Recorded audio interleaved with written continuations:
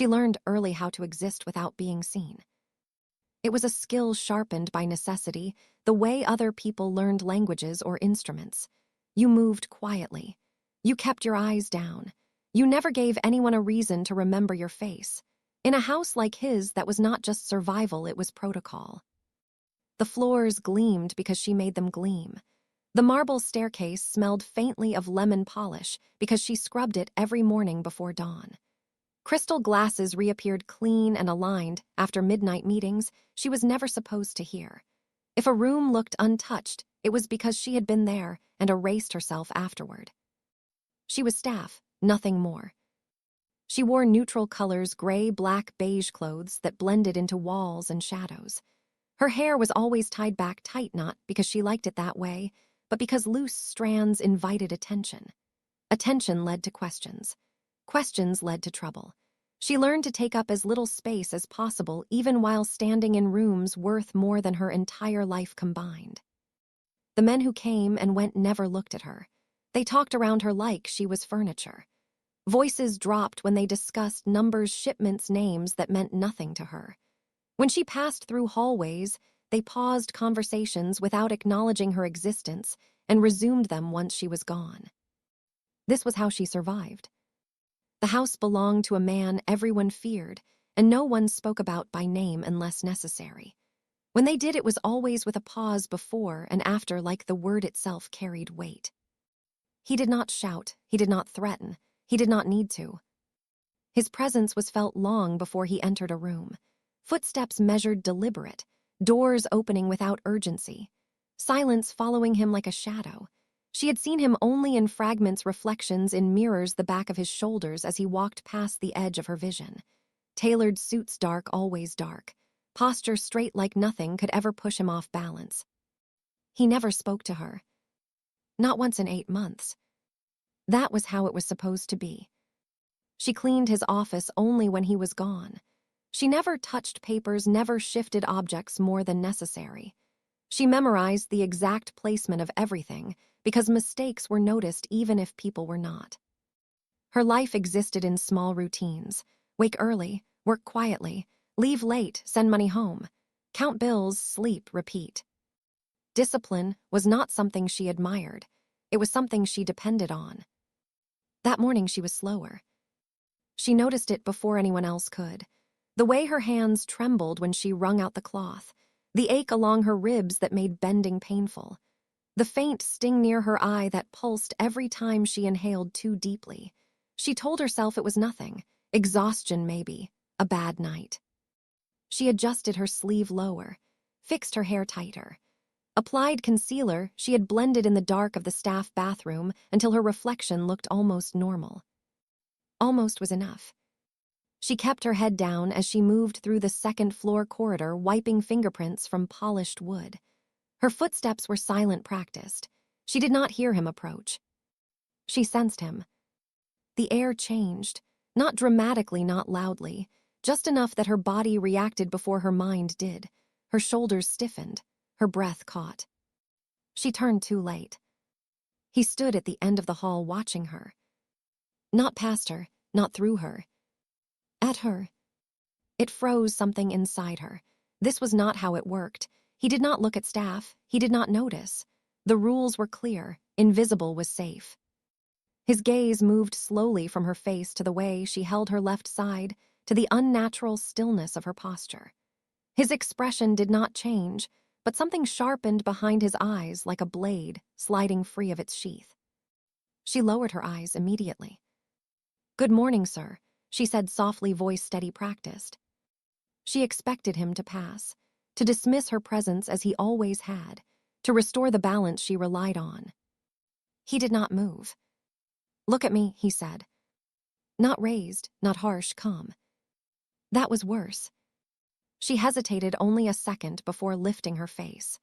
She could feel the swelling beneath the makeup, the bruise blooming under skin she hoped no one would ever examine closely. His jaw tightened, almost imperceptibly. "What happened?" he asked.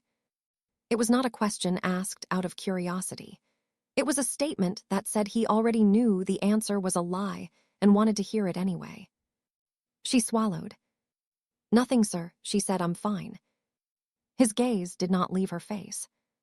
People said he could tell when someone was lying before they even spoke, that he noticed details other men ignored.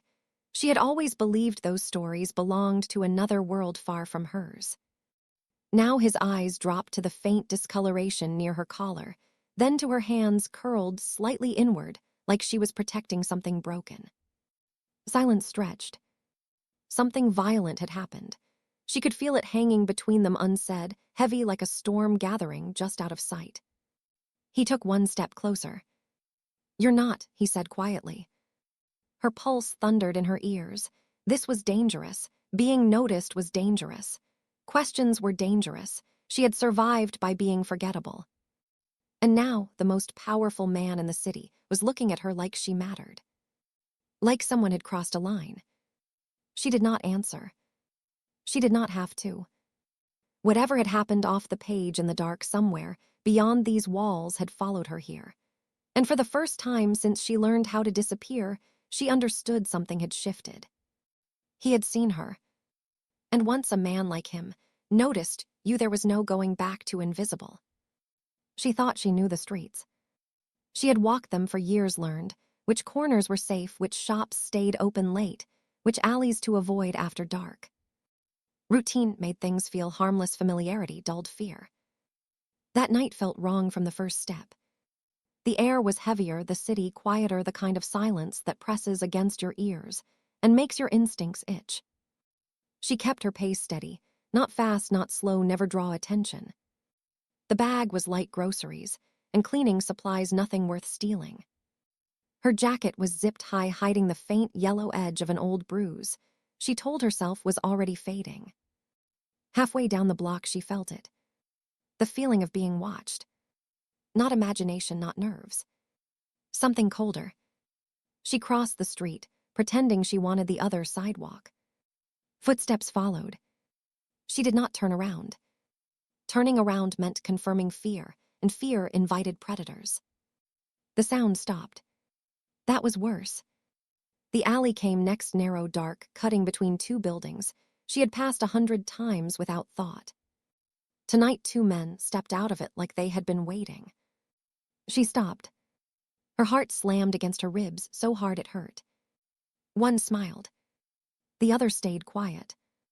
Evening, the smiling one said, friendly voice, wrong eyes. She tried to move around them. The quiet one stepped behind her. Panic hit hard and fast. She raised her hands, slowly, palms open. I don't want trouble, she said, voice thin, but controlled. No trouble, the smiling man said, just need your bag. Her fingers shook as she slipped the strap over her head. She handed it over because survival meant giving up objects, not pride. He rummaged through it, quickly took her wallet, then looked up. The smile disappeared. You work for him, he said. Her stomach dropped. She shook her head, no. Don't lie, he said, stepping closer. That uniform. That house. She felt the quiet man grab her arm, fingers biting deep. Pain sparked white hot. She tried to pull away. A hand covered her mouth. This is what happens, the smiling man whispered, when people forget their place. The first hit came fast. Her head snapped sideways, light exploding behind her eyes. She tasted blood. Another blow to her side. Then another. She curled inward, instinctively trying to protect organs, trying to make herself smaller. Someone yanked her hair, forcing her head back. She saw the fist coming. Then nothing. Darkness swallowed her. When she woke, rain soaked through her clothes, the ground hard beneath her cheek. Every breath burned. Her vision blurred. They were gone. The street looked normal again, like nothing terrible had happened. That hurt more than the bruises. She tried to stand and failed. Pain screamed through her ribs. Get up, she told herself. You have to get up. She did not scream. Screaming was for people who expected help. She staggered forward, one step at a time. The city moved around her, uncaring. A woman asked if she was okay. She shook her head, no words. She made it home somehow. Muscle memory carried her when her mind could not. The mirror told the truth she had tried to ignore. Swollen eye, split lip, bruises blooming fast and angry. She slid down the shower wall fully clothed and cried without sound. Sleep came in fragments, nightmares, and pain stitched together. By morning, she had made a decision. She would not report it. She would not ask questions. She would not become a problem. Problems got erased. She covered the damage with makeup and long sleeves, tied her hair back tighter than ever. She went to work. Because survival was not about justice. It was about enduring. But she did not know what the men had already set in motion. That violence was never just violence. It was a message. And messages always reached their intended target. He did not raise his voice. He did not accuse. That was what made it unbearable.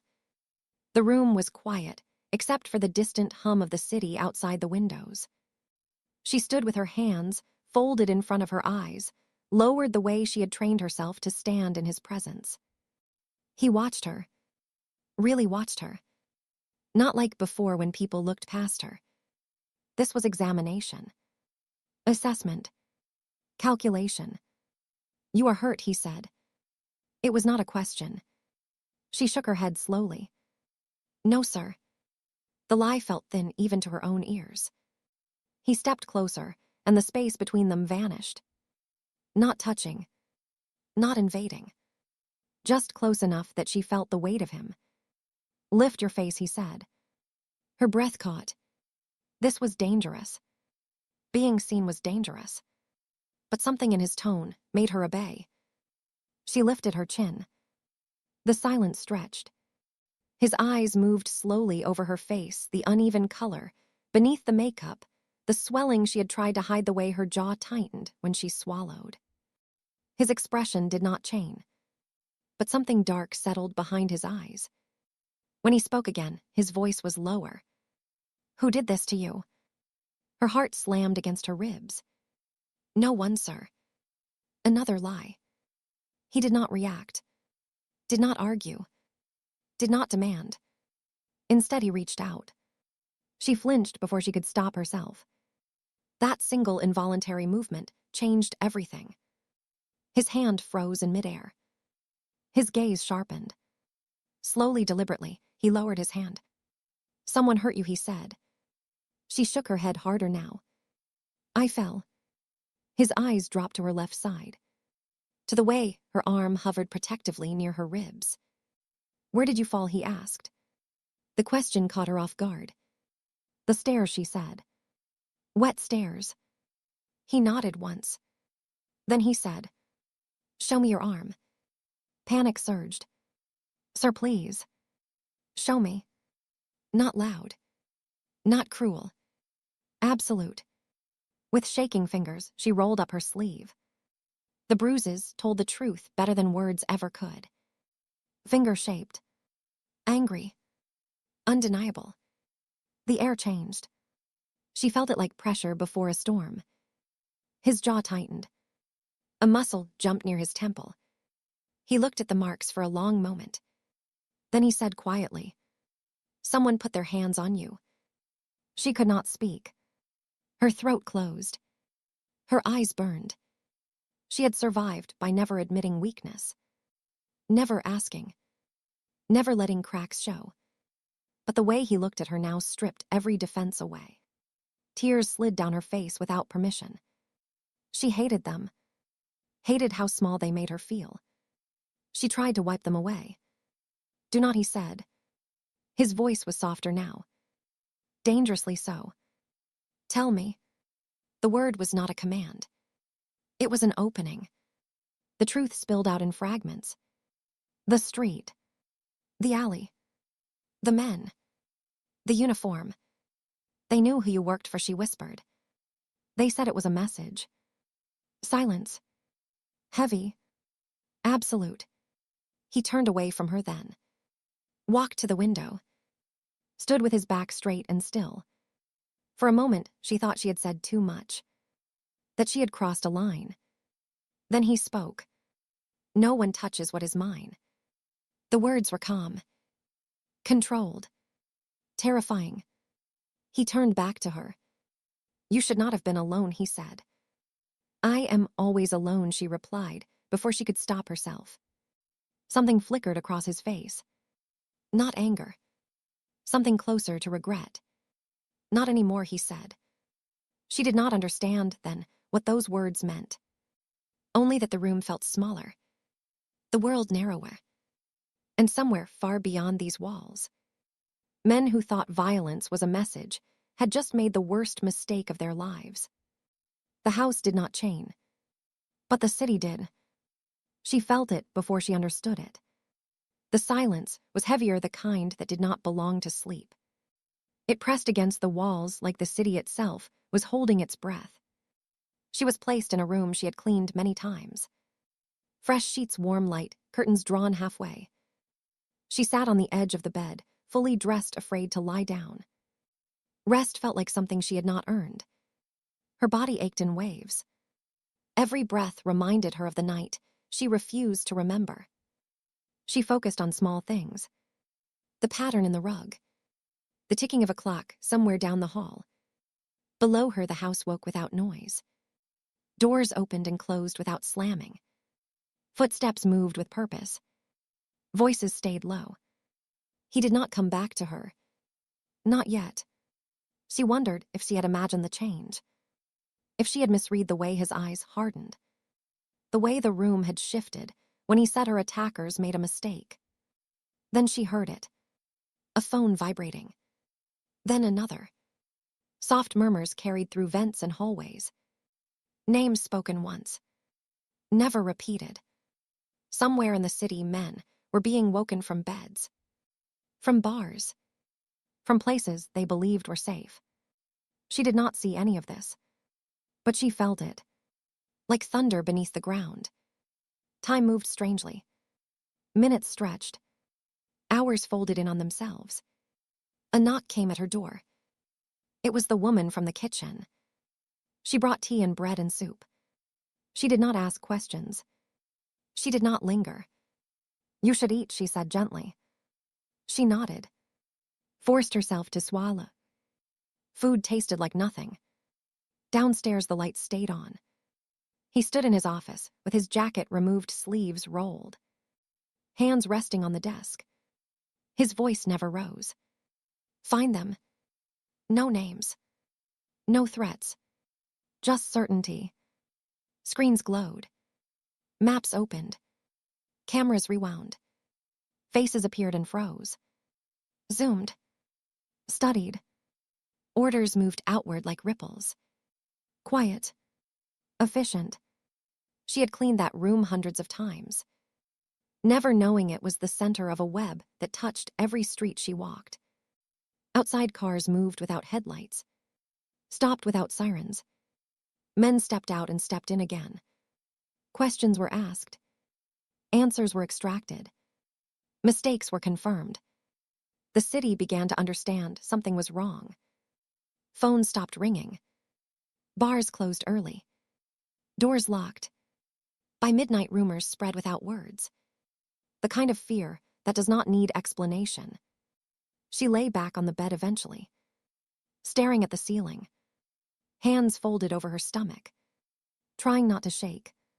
She thought of the men who hurt her, their voices, their laughter.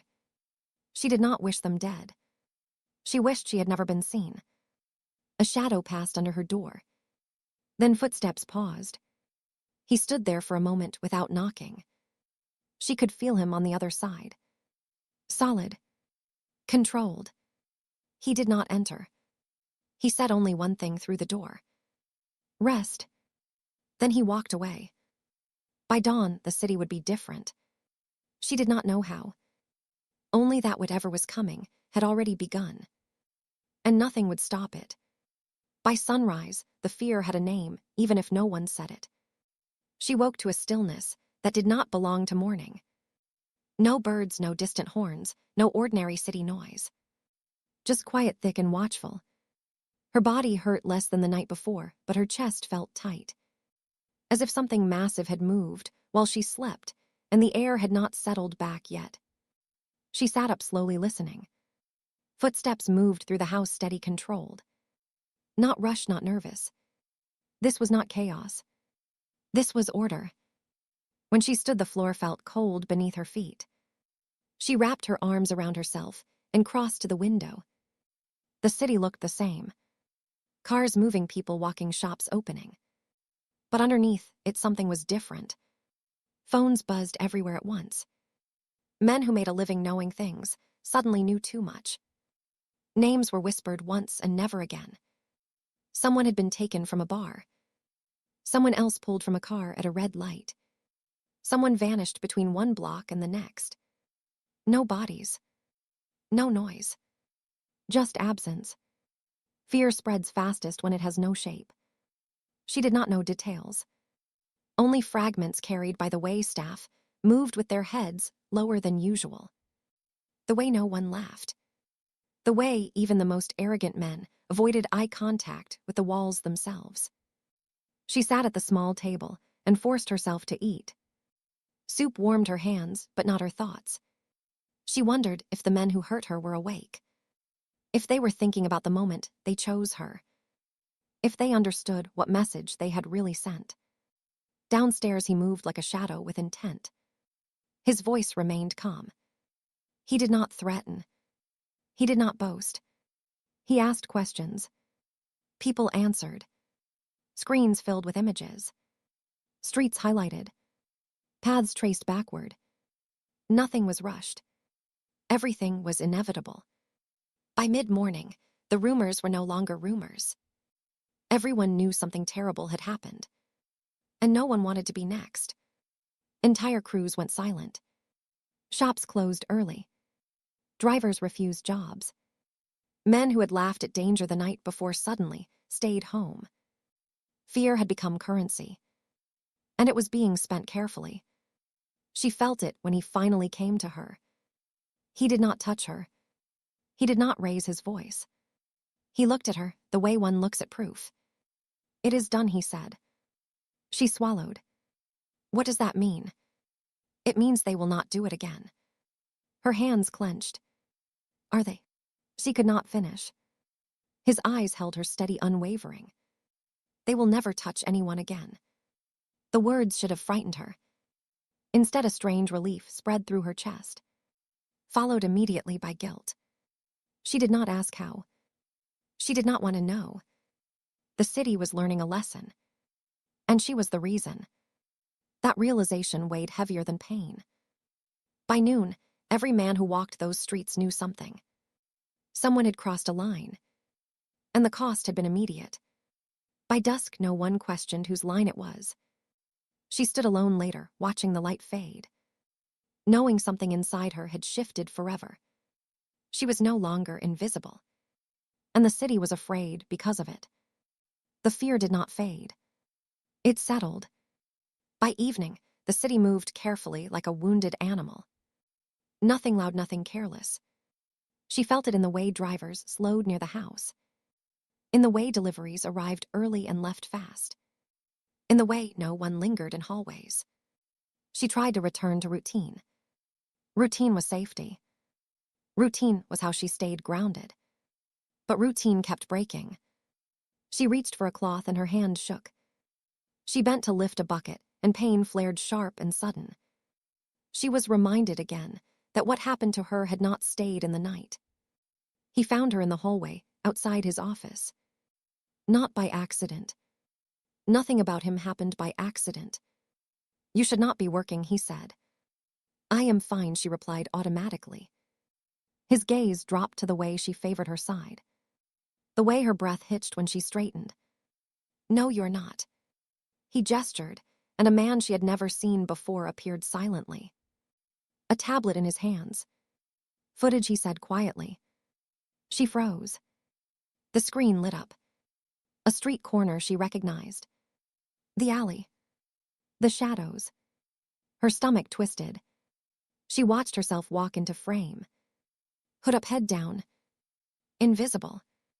Then the men appeared. The moment felt unreal, like watching a stranger suffer. Until the image jolted, and her body reacted. Her hands clenched. Her heart raced. Enough, she whispered. The screen went dark.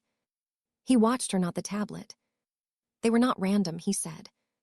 She looked up slowly. The men work for someone who answers to us. Someone inside the city. Someone who believed I would ignore a message sent through fear. Her chest tightened. You mean they knew exactly what they were doing? Yes. The word was cold. Someone inside your world did this, she asked. Someone inside my organization allowed it to happen. The truth landed hard.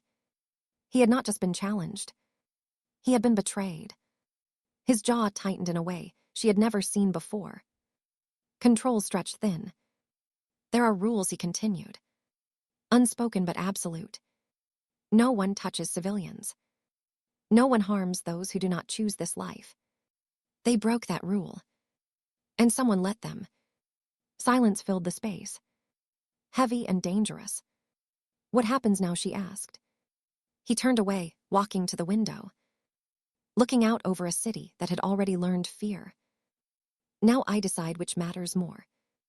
Legacy. Or you? The words hit her harder than any blow. I do not want blood because of me, she said quickly.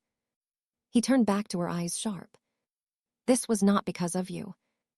This was because someone forgot who they serve. She shook her head. They used me to reach you.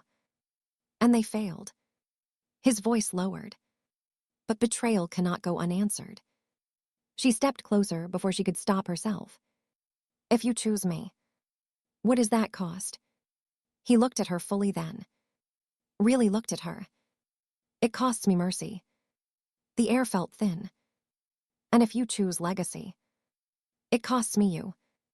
The choice hung between them, sharp and unforgiving.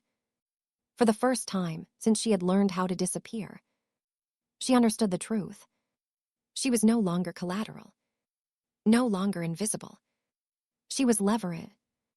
And whatever decision he made next would change both of their lives forever. The decision did not come loudly. It came in silence.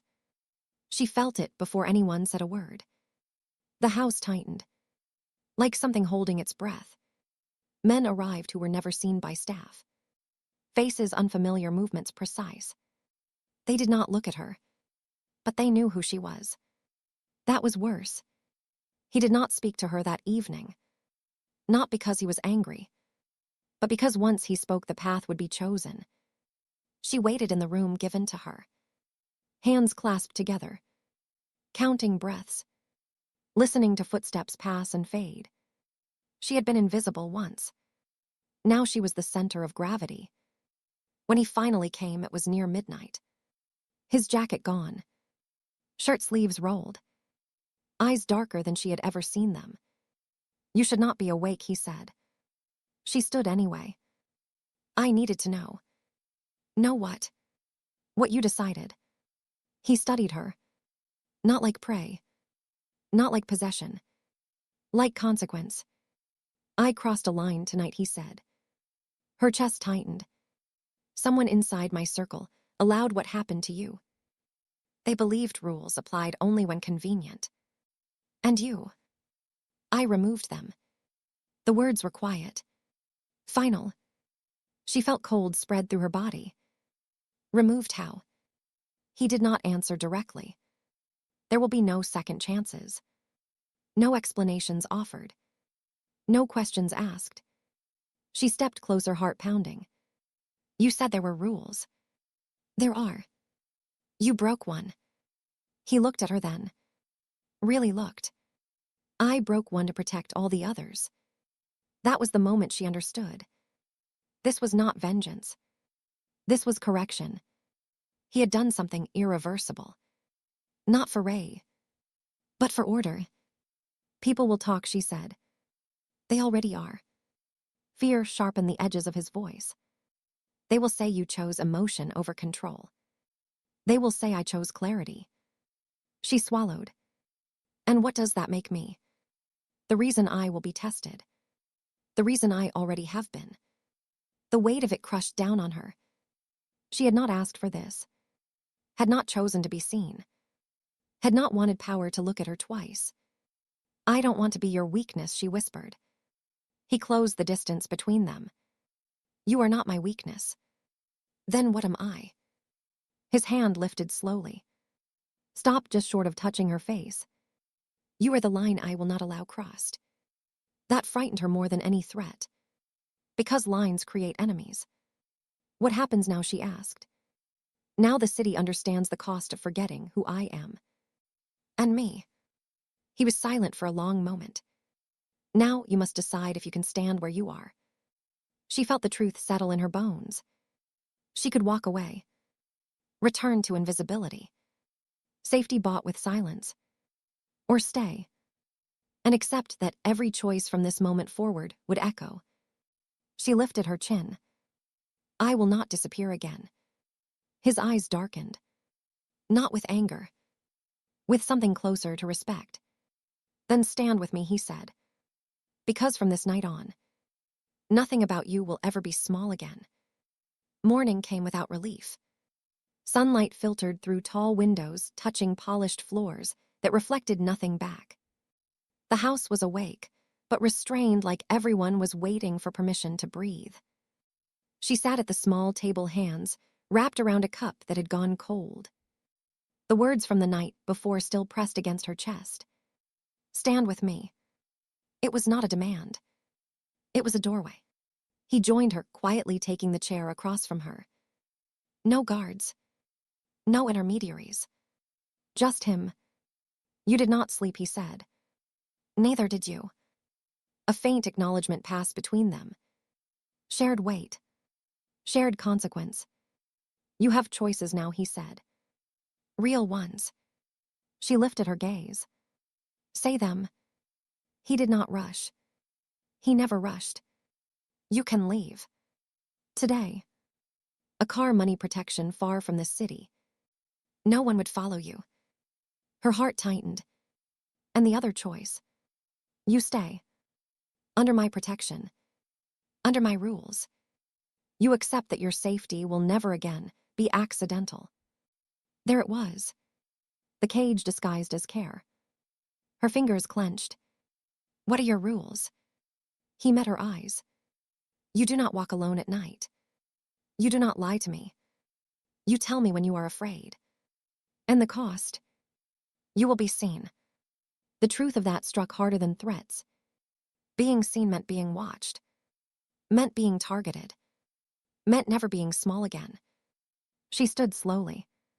The pain in her ribs, a reminder of what fear had already taken. If I stay, she said. I stay by choice. Not because you decided for me. His jaw tightened. Not anger. Consideration. Go on. No guards hovering over me.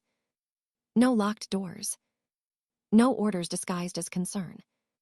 She stepped closer. I am not something you own. A dangerous silence followed.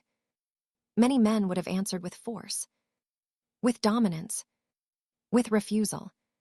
He exhaled slowly. Then you would not survive my world. The words were honest. Not cruel. She nodded. Then your world must chain. That was the line. The one no one crossed. The city feared him because he never bent. Until now. For a long moment he said nothing. The house itself seemed to wait. Finally he spoke. You would ask me to risk weakness. I am already risking it, she said. Something shifted then. Not power. Not control. Respect. You will have autonomy, he said. But you will not be reckless. I will not be caged. And I will not bury you. Their eyes locked. Two forces testing balance. Then he extended his hand. Not commanding. Offering. Walk with me. She hesitated only a second before placing her hand in his. Not as property. Not as shield. As choice. As they moved through the house, together the staff noticed. Whispers paused. Eyes widened. Not because he walked beside her, but because she walked without lowering her gaze. The city would test this new balance. Enemies would probe. Rumors would sharpen. But something irreversible had already happened. The invisible girl had chosen to remain seen. And the most dangerous man in the city had agreed to let her stand instead of kneel. By nightfall, everyone would understand. This was no longer about fear alone. It was about power that listened. Night did not fall. It descended. The city dimmed in stages. Lights switching off earlier than usual. Streets clearing without orders. Fear had matured. It no longer panicked. It obeyed. She stood near the window, watching the skyline flatten into shadow.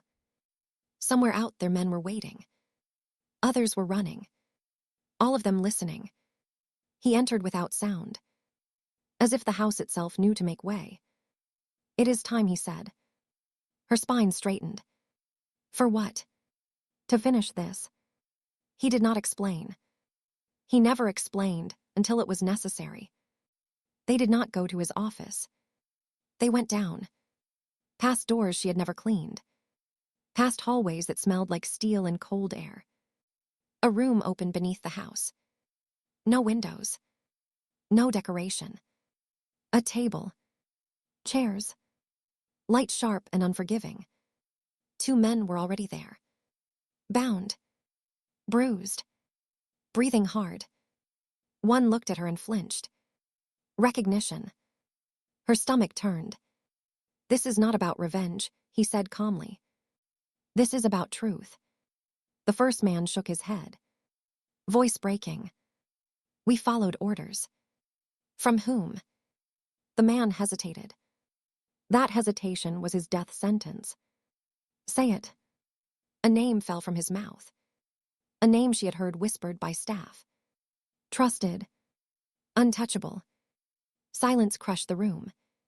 She looked at him then. Saw something fracture in his eyes. Not surprise. Confirmation. "You let them hurt her." The second man sobbed. "We were told you would hesitate. That you were distracted." "By what?" "By her." The word echoed. She felt the weight of it settle. This was the reveal. The trap. The real message. She was not collateral. She was bait. He nodded once, as if a final piece had clicked into place. "Take them away," he said. They were dragged out, still pleading. Their voices faded fast. She remained. Heart racing. Hands clenched.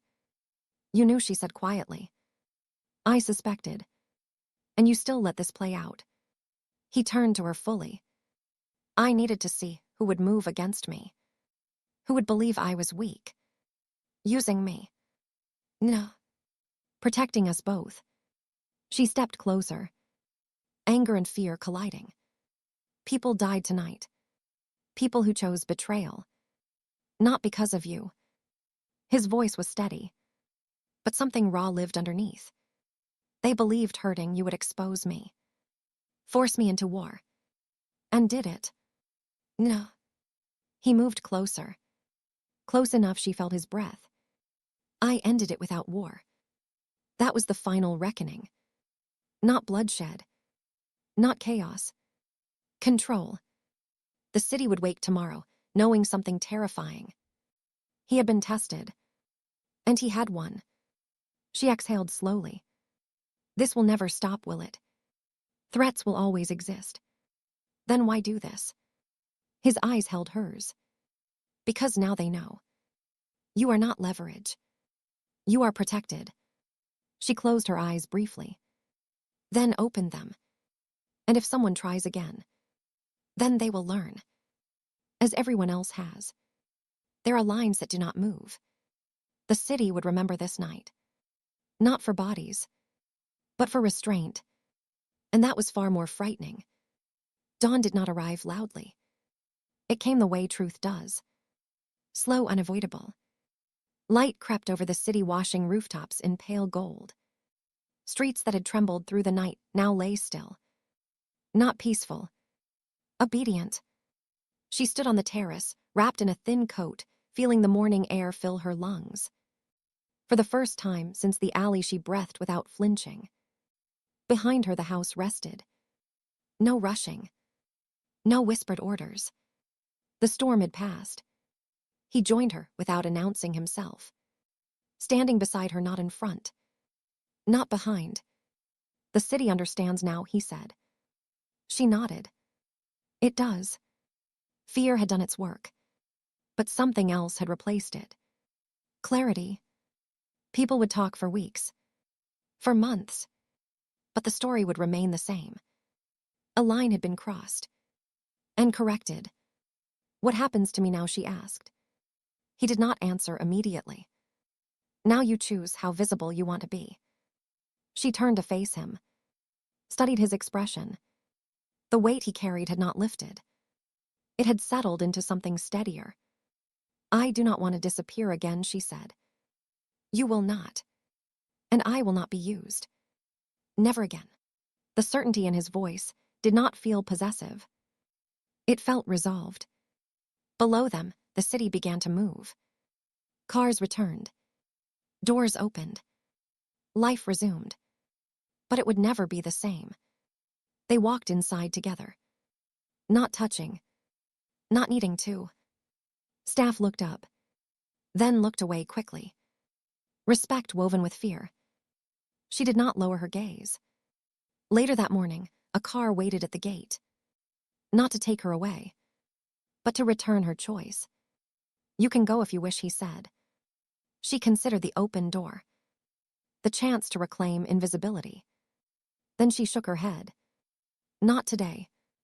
A faint smile touched his mouth. Rare. Earned. Very well. The city would test them. Power always invited challenge. But something had shifted at its core. He no longer ruled by fear alone. And she no longer lived in the margins. By midday, word had spread fully. Every man who mattered knew the truth. The attack had not started a war. It had ended one before it began. That night she returned to the terrace. This time alone. Watching the city glow alive. She was no longer the girl who cleaned rooms and vanished. No longer the shadow that passed unnoticed. She had been hurt. Seen. Chosen. And in the end, the most powerful thing she had gained was not protection. It was voice. Behind her, footsteps approached. Familiar. Steady. Are you ready, he asked. For what? For the life you chose. She turned toward him. Met his eyes without fear. Yes.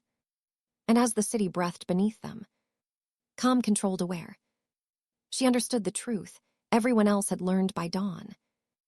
This was not a story about violence. It was a story about what happens when the invisible are finally seen, and the world is forced to answer for it.